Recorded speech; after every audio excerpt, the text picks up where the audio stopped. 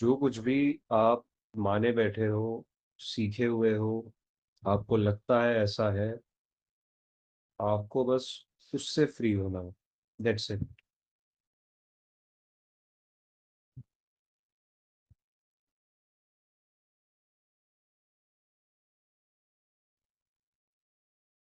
ये बात आगे चल के सेंस बनेगी जब हम इस बुक में और गहरे में उतरेंगे।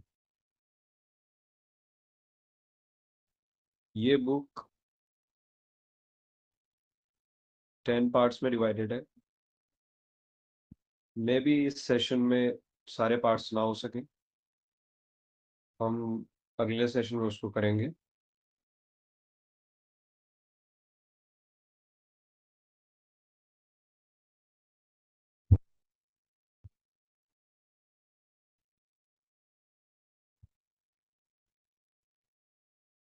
पहला पॉइंट है, truth can not be found through a path.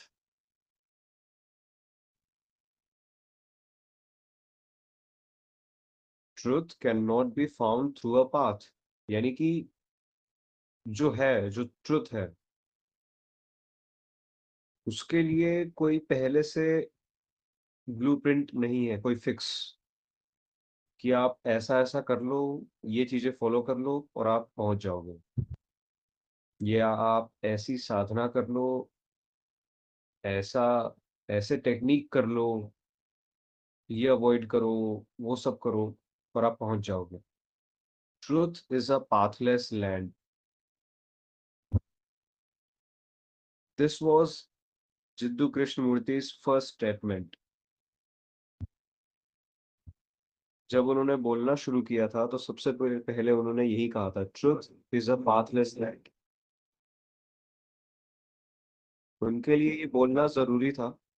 जरूरी इसलिए था क्योंकि जिस वक्त जिद्दू कृष्ण मूर्ति हुए थे, उनके समय में वॉर्स बहुत चल रहे थे। उन्होंने वर्ल्ड वॉर 2 भी देखा था। एक तो ये हो गया। दूसरा, उसी वक्त इंडिया की ये कंडीशन थी कि यहाँ पे अंधविश्वास बहुत था धर्म के नाम पे। गुरु प्रथा, यही जो रिजिड चीजें होती हैं, रूढ़िवादी प्रथाएं, ये सब बहुत प्रचलन में थी। लोग सेल्फ हार्म करते थे खुद को, आज भी करते हैं, ट्रुथ तक पहुंचने के लिए।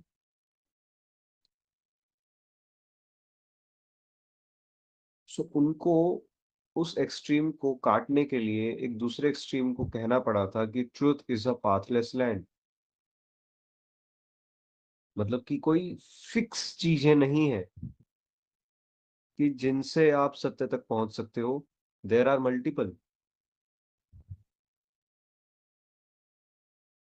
Guru is not just a person, Guru is everything that teaches you something, not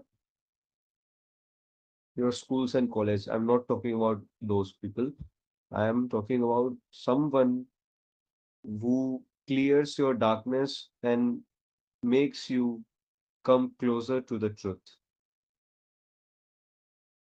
It can be your own thought, it can be a person, it can be an incident.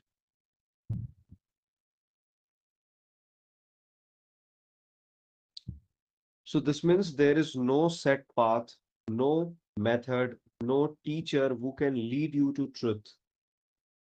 Because once you follow someone, you stop observing for yourself. You imitate. Imitation is the death of intelligence. तुम निर्भर हो जाते हो और तुम खुद करना बंद कर देते हो। मतलब जितना एफर्ट सामने वाला बंदा निकाला है पहुंचने के लिए, तुम उसकी आधी भी नहीं करना चाहते। तुम बस चाहते हो उसके आसपास भटकने से, या उसकी सेवा करने से, या वो कुछ कहे वो करने से तुम्हें मिल जाए।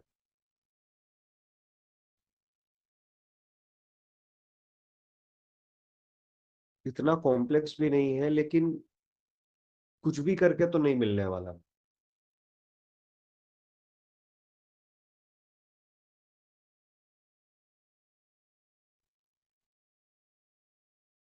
तो जो पहला पार्ट है उसमें जितू कृष्णमूर्ति जो आइडिया है, जो बिलीफ है, seeking guidance from authority, religious, philosophical और स्पिरिचुअल, उसके बिल्कुल अगेंस्ट में कह रहे हैं।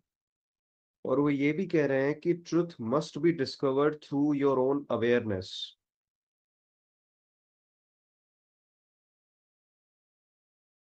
इस बात को थोड़ा समझो, ऐसा मत समझना कि वो स्क्रिप्चर्स के खिलाफ थे, लेकिन अगर वो बात भी कर देते, नाम भी ले लेते उन सब स्क्रिप्चर्स की, तो ज्यादा कंफ्यूजन होती लोगों में कि ये कहना क्या चाहते हैं एग्जैक्टली। इमेजिन करो, एक सिचुएशन है कि पूरी कंट्री अंधविश्वास में लगी हुई है। जिन्हें कुछ समझ में आ रहा है उनकी संख्या कम है, तो कुछ कर रहे नहीं, कुछ कर सकते नहीं है। तो जिसे पता है कि जो ये लोग कर रहे हैं वो तो गलत है, और जो सही तरीका है, जो सही बात है, वो इनके पल्ले पड़ेगी नहीं। वो मैं बताता हूँ आपको वो एग्जैक्टली क्या कहना चाहते थे। तो उनके लिए पहले ये जरूरी था कि ये लोग जो कर रहे हैं, कम से कम पहले इसमें से अपने आप को पीछे करें। सत्य को भले ही ना पाए, ट्रुथ तक भले ही ना पहुंचे, लेकिन ये जो फिजूल की मेहनत कर रहे हैं, कम से कम इसको तो अवॉइड कर सकते हैं। तो उन्होंने सिंपली ये कह दिया कि the truth is a pathless land.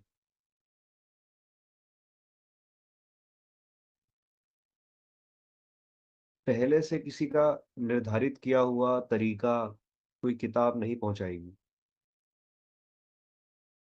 अब समझो वो कहना क्या चाह रहे हैं। जिद्दू कृष्णमूर्ति का ये कहना है कि वो जो स्क्रिप्चर है वो तुम्हें नहीं पहुंचाएगी, सिर्फ वो तुम्हें नहीं पहुंचाएगी।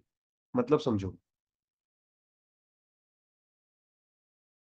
हम जब मेथड्स की बात करते हैं तो दिमाग में क्या आती है? यही सब जो क्रियाएं बनी हुई हैं।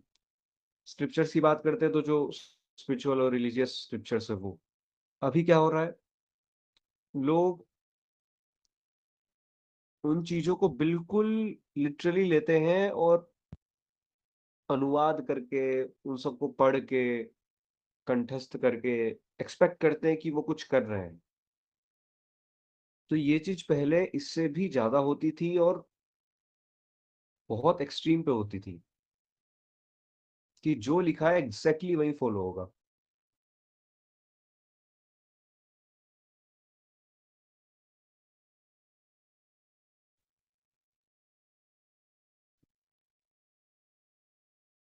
तो इसी पे जिद्दू कृष्णमूर्ति ने ये कहा था कि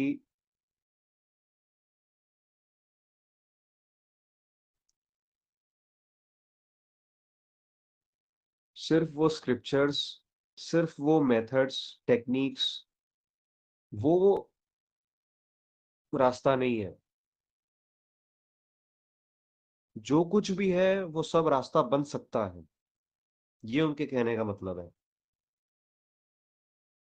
इसमें लोग कंफ्यूज होते हैं, उन्हें लगता है कि वो जो कंजर्वेटिव अप्रोच है, कि जैसे फॉर एग्जांपल उपनिषद पढ़ो, अष्टावक्र गीता पढ़ो तो थोड़ी क्लैरिटी मिलती है, वो उसके खिलाफ है। नहीं, वो ये कह रहे थे कि सिर्फ इनके भरोसे मत बैठे रहना, जिम्मेदारी तुम्हारी है। ये तो थोड़ी सी हेल्प कर देंगे, तुमसे ज्यादा तो इन पंडितों ने पढ़ा हुआ है, हुआ क्या उनका कुछ? तो ये कहने का मतलब है उनका कि हाँ, ये तुम्हें थोड़े शब्द दे देंगे, थोड़ी सी तुमको, तुम्हारे कुछ अनुभव होंगे, उनको नाम देने के लिए शब्द मिल जाएंगे, इतना हो जाएगा, कुछ हो जाएगा, तुम्हें थोड़ा मिलेगा, हिम्मत मिलेगा कि हाँ उस तरफ कुछ है, मोटिवेशन कह लो। लेकिन चलना तो तुम्हें ही है, और सीढ़ी सिर्फ ये नहीं है, यहाँ जो कुछ भी है सीढ़ी बन सकता है। शर्त यह है कि तुम्हें चलने वाला बनना पड़ेगा। So there is a saying that guru arrives when the student is ready.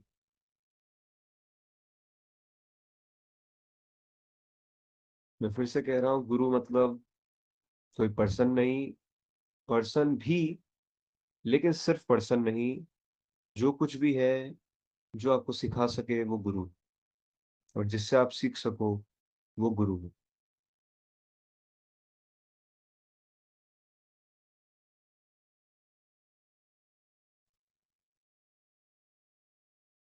दूसरे पार्ट में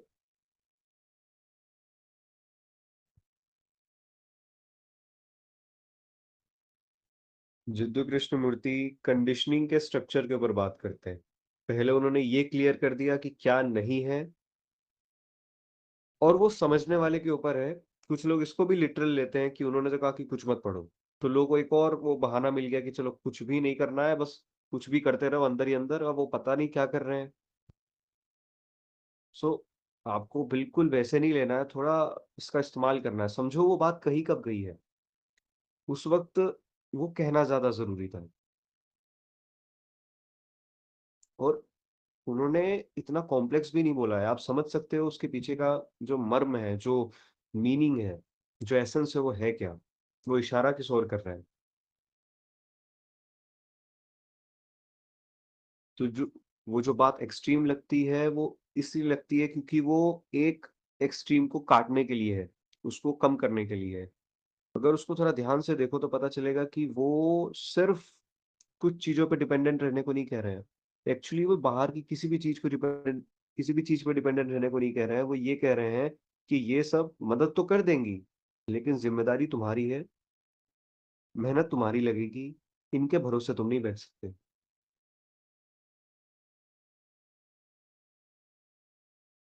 तुम्हें 10 जगह हाथ पांव मारने पड़ेंगे, बहुत कुछ करना पड़ेगा।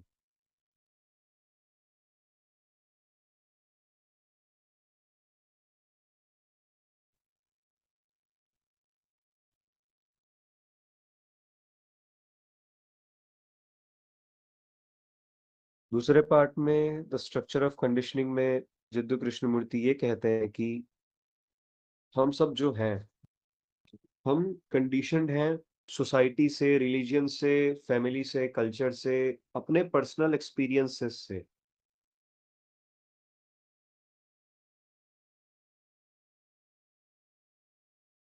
आप इसके अलावा कुछ और हो नहीं, आप कुछ और हो सकते नहीं हो।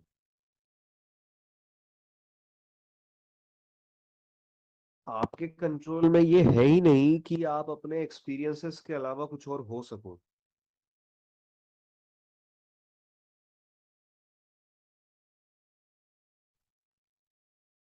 सो until and unless you don't recognize this pattern, that you are conditioned and your actions are not actions, they are just reactions, और वो रिएक्शन एक पैटर्न में है। अगर देख पा रहे हो तो दिखेगा वो एक पैटर्न में है। जब भी ऐसा कुछ होता है ट्रिगर मेरे आसपास, वैसा कुछ रिएक्शन होता है अंदर, मैं भले ही सप्रेस कर लूं या उसको एक्सप्रेस कर लूं।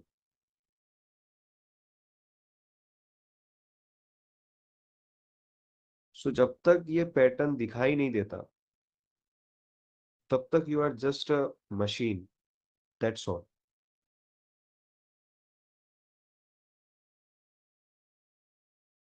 आप में और एक एआई में कोई ज्यादा डिफरेंस है नहीं। उसके पास भी इंफॉर्मेशन है, आपके पास भी इंफॉर्मेशन है, उसके पास एक्सपीरियंसेस नहीं है, लेकिन वो एक्सपीरियंसेस को भी आपसे ज्यादा बेहतर तरीके से एक्सप्रेस कर सकता है। Of course that's fake and virtual.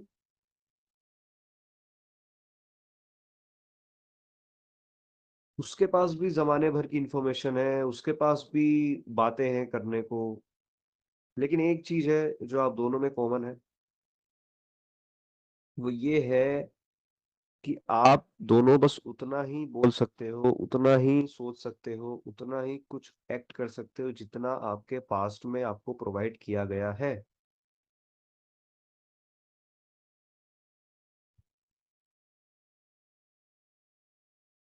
सो आज आप जो भी कुछ कर रहे हो, जो भी आपके थॉट्स है, वो आपके पास्ट से आ रहे हैं। पास्ट लाइफ नहीं कह रहा हूं मैं, पास्ट, बिल्कुल पास्ट। वो एक दिन भी हो सकता है, 10 साल भी हो सकता है, आपको जो मानना हो। Past is past.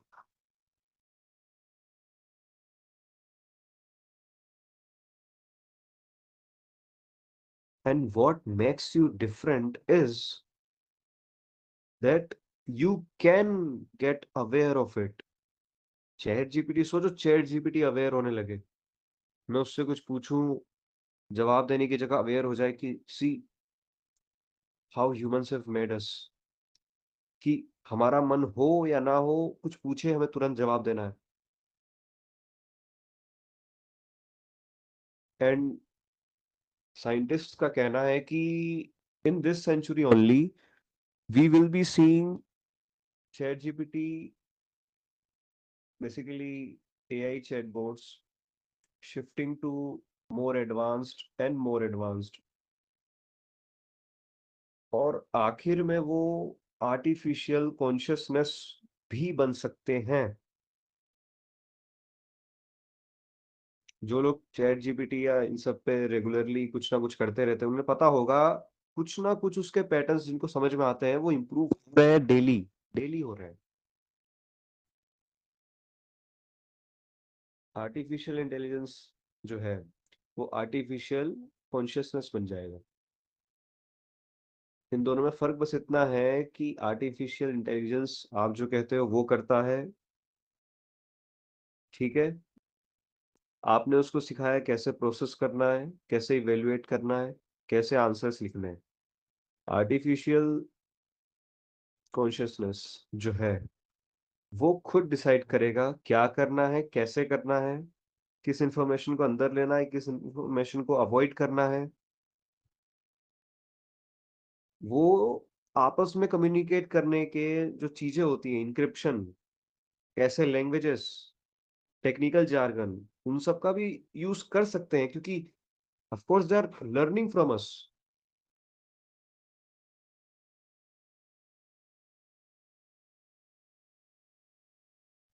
उन्हें हमारी चालाकी समझ में आ रही है, they are learning from us, so वो सारे टेक्टिक्स वो भी यूज कर सकते हैं।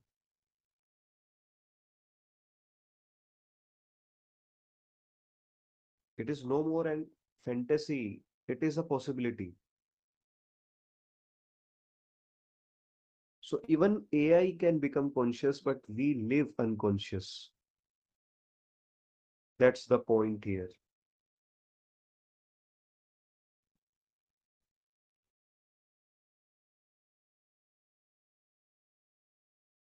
The pattern of your speaking, the pattern of your walking,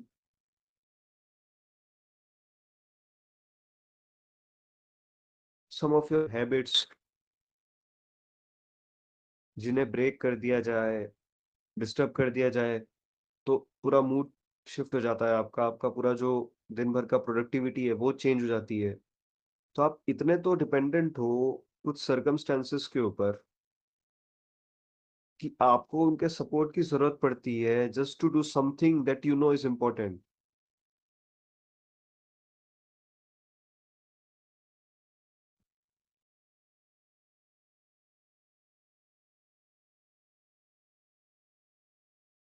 इसका मतलब ये नहीं है कि अपने पैटर्न्स दिख रहे हैं तो उनका सप्रेशन करना है,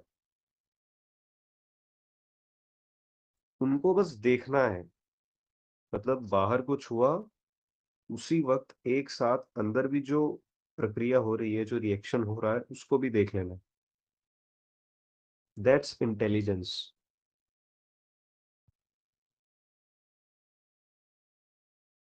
और you can say spiritual intelligence, both are the same. दो लोग हैं, एक बिल्कुल होश में डिसीजंस ले रहा है और एक अनकॉन्शियसली बिहेव कर रहा है। हाँ वो कॉन्शियस है तुम्हारी मेरी तरह, लेकिन अपने एक्शंस को लेके नहीं है। हाँ उसमें भी सेंस ऑफ सेल्फ है, लेकिन he is not aware of why he is using those words to speak, the way of his standing, his eye movements.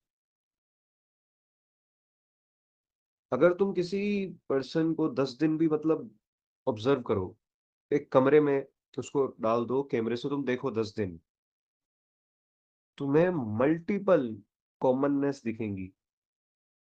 एक कमरा ही है, बहुत सारी पॉसिबिलिटी है उसके वहां पे एक्ट करने की, बिहेव करने की। वो एक ही चीज फॉलो कर रहा है, वो अगर इधर से उधर घूम रहा है तो वो एक ही कोने में इधर से उधर घूम रहा है। अगर वो बैठ रहा है तो बैठ के उसी कोने में बैठ रहा है, सो रहा है तो एक तरफ ही सर करके सो रहा है।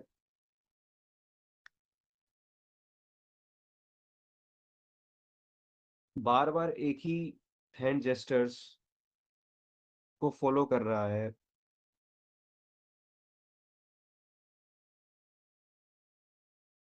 इवन अगर कैमरे की तरफ भी देख रहा है तो हर एग्जैक्टली 12 मिनट में और 10 मिनट में, उसे भी नहीं पता कितना प्रिसाइसली वो ये सब कर रहा है, लेकिन हो रही है चीज। सो आप बताओ, इसको हम मशीन नहीं कहेंगे? बस इतना फर्क है कि मशीन को पहले से डिजाइन किया जाता है, क्या करना है क्या नहीं करना है, और वो प्रोडक्टिवली कर लेता है उस चीज को। हम होते रहते हैं कंडीशन। मशीन को भी नहीं पता वो कंडीशनड है, हमें भी नहीं पता हम कंडीशनड है।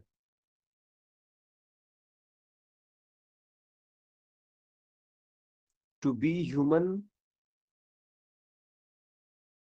is to be able to realize why you are doing such things। अपने पिछले 10 दिन को ही रिकॉल करो, सेम थॉट, सेम बिहेवियर।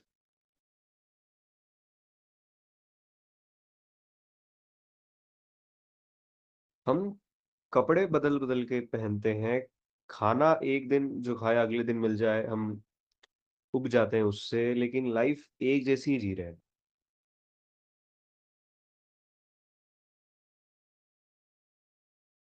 एक जैसी है का मतलब ये नहीं कि आपका पूरा एक साल ऐसा ही गुजरा। हम सब एक ही लाइफस्टाइल फॉलो कर रहे हैं। कुछ डिफरेंसेस है, बस थोड़े से, क्योंकि सबकी कंडीशनिंग अलग अलग है, लेकिन बहुत सी कॉमननेस है, बहुत सी। 500 लोगों की भीड़ है, तुम सबसे पूछो स्टेज पे जाके कौन बोलेगा?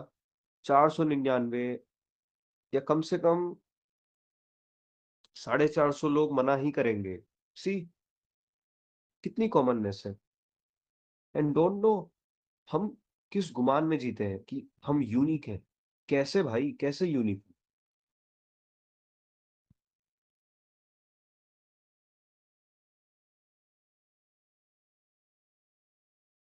उस दिन मैं जब क्लाइमेट चेंज के बारे में लिख रहा था तो मैंने एक बात कही थी कि तुम में और जो टॉप रिच लोग हैं, टॉप 1% उनमें ज्यादा फर्क नहीं है, फर्क बस है संसाधन का, उनका जो फैलाव है उसका।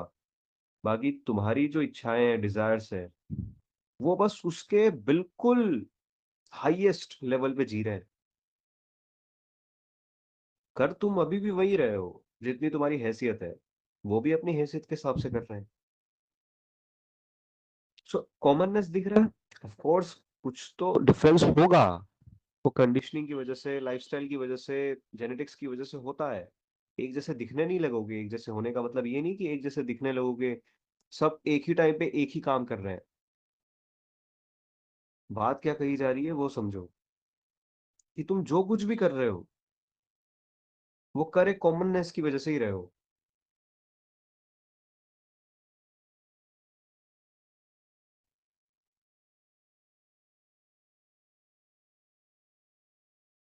सो सप्रेस नहीं करना है इस पैटर्न को, इसको सिर्फ देखना है। You have to just look at it, that's it. Recall नहीं करना है कि पहले हो गया अब रिकॉल कर रहे हैं, होते वक्त। जब बीत जाती है कोई चीज और तब तुम उसको रिकॉल करते हो, उसको रिग्रेट करना बोलते हैं। ठीक है, वो नहीं करना है, वो तो कर ही रहे हो। उससे हो क्या रहा है? सो जब तक तुम कंडीशनड हो तुम फ्री नहीं हो। और बस एक बार ये चीज साफ साफ दिख जाए कि बाहर कुछ हुआ अंदर कुछ हुआ, तो एक अजीब सी फीलिंग आई कि ऐसा कैसे, मतलब ऐसा ही क्यों, कोई और रिएक्शन क्यों नहीं? और बस फिर वो रिएक्शन धीरे धीरे होना बंद हो जाएगा।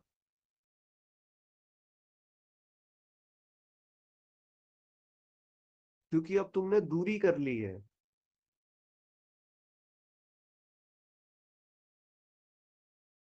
तुम उसको अवॉइड भी नहीं कर रहे, तुम उसको चूज भी नहीं कर रहे हो, तुम बस उसको समझ रहे हो। इसको आप ऐसे कर सकते हो कि आप चलो तो अपने पैटर्न्स को समझना।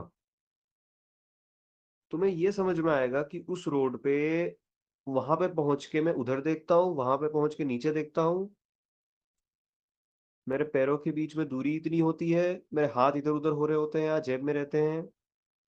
डेली ये कॉमननेस है, इसमें कोई खराबी नहीं है। कॉमननेस तो रहती है। Even the way JK Murti use to speak, आप उसमें उसको भी कह दो कि कंडीशनिंग है, नहीं। बात यहाँ पे वो नहीं हो रही है।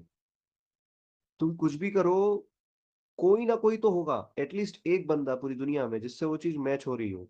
यहाँ पे तुमको वैसे नहीं होना को कहा जा रहा है, यहाँ पे बोला जा रहा है कि अनकॉन्शियसली रिएक्ट नहीं करना है। अब तुम कहने लगो कि भाई चलते तो जिद्दू कृष्ण मूर्ति भी थे, चलता तो मैं भी हूँ, क्या फर्क है हम में? फर्क ये है कि उन्हें अपने एक एक जो कदम है ना उसका होश था।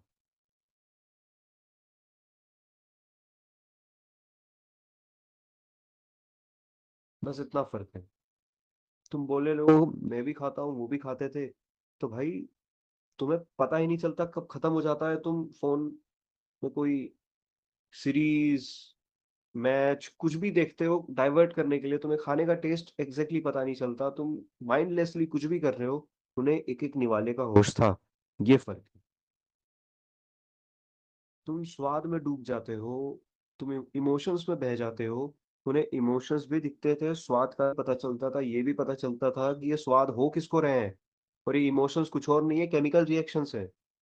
थोपा नहीं था उन्होंने अपने ऊपर इस बात को, इस बात को वो समझ रहे थे। उसी को इंटेलिजेंस कहते हैं।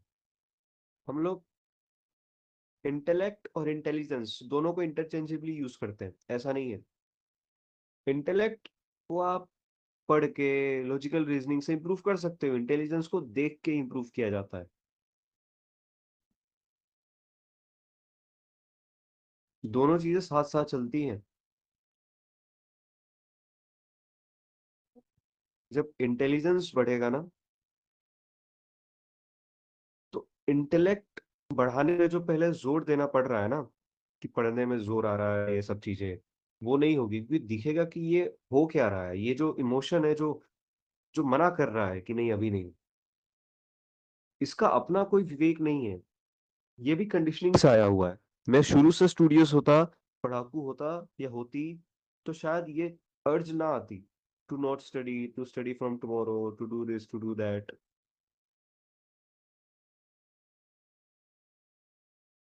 इसमें मेहनत लगती है, हिम्मत चाहिए अपने हर एक अर्ज को ऐसे इवेल्युएट करने की, क्योंकि कहीं ना कहीं तुम्हें भी पता है, तुमने करना शुरू किया, तुम्हें पता चलेगा तुम ही हो जो ऐसा कुछ सब कर रहे हो।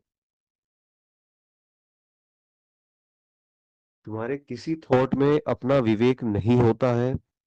विवेक, तुम विवेक ही हो, ये समझो। विवेक पूर्ण होना यानी सही गलत में डिफरेंस कर पाना। और ये अगर ये डिफरेंस तुम्हारी कंडीशनिंग से आ रहा है, कि सोसाइटी ने मुझे सिखाया है कि ये गलत है ये सही है, देन इट इज नॉट विवेक। हाँ, ऐसा हो सकता है कि जो तुम्हारे विवेक से उठा हो वो सोसाइटी की जो बिलीफ है उससे मैच हो रहा हो। उसका मतलब ये नहीं है तुम कोशिश करोगे सोसाइटी से अवॉइड करने की या कुछ अपोजिट करने की, नहीं। फर्क ये है कि वो माइंडलेसली अनकॉन्शियसली उन चीजों को फॉलो कर रहे हैं due to fear of going to hell, and you are not killing someone, क्योंकि वो चीज हो नहीं सकती तुमसे। तुम अब कंपैशनेट बन चुके हो, वो चीज कहीं और से उठ रही है। बाहर बाहर से देखने में दोनों चीजें एक लगेगी कि ना ये मर्डर कर रहा है ना वो मर्डर कर रहा है, लेकिन सेंटर अब बदल चुका है। अब फियर नहीं है, कंपैशन है।